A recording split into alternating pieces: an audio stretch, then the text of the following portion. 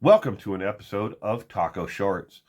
Today I wanted to bring to you some crime data information that has been released on the years 2020 and 2021.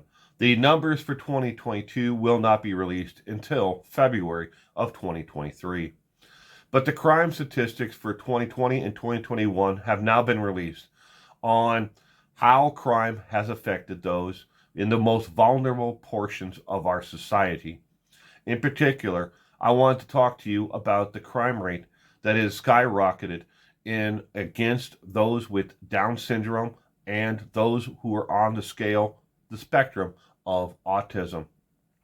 In 2020 alone, we saw a 16.25% increase in crime against those two populations. And then in 2021, there was an additional rise of 19.5% of crime against those two vulnerable populations. Those two, any statistic of numbers increasing of crime that is targeting those two populations is unsettling and should be unsettling for everyone out there, even if you don't personally know anyone with Down syndrome or autism. You should be alarmed that the most vulnerable portions of our society are being targeted by criminals.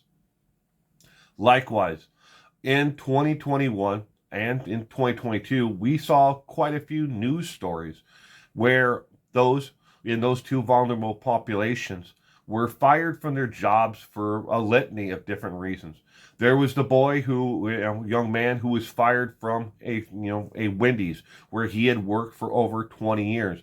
The girl who was fired from Walmart because she was unable to change her schedule around, because she had other activities outside of it, like therapy, physical and occupational therapy, that she wasn't able to cancel to change her work schedule around after she had worked there for 20 years.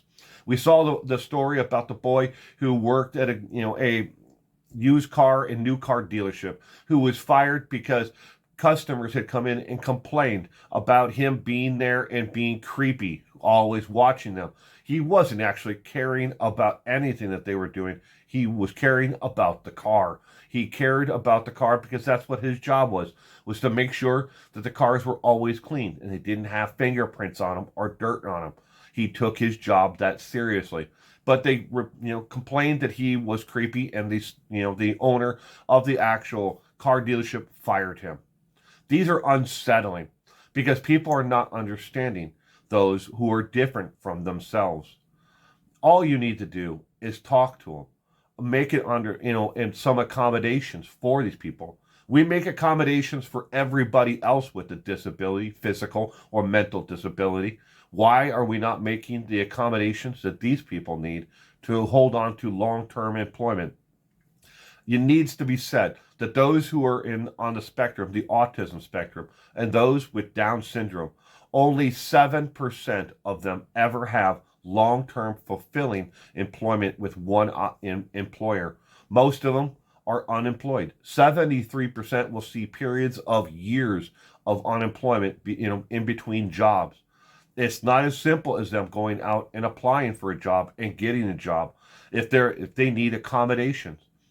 And if it was somebody, and you might be wondering, if it was somebody with a physical disability, would they discriminate against them, and would they see long periods of unemployment between jobs? The answer is no. They don't. Only 27% of those with physical disabilities see some type of long-term unemployment between jobs. So we're clearly not understanding and spending the time to accommodate those with mental disabilities such as Down syndrome and those on the spectrum. And don't get me wrong, I want to make sure everybody out there understands.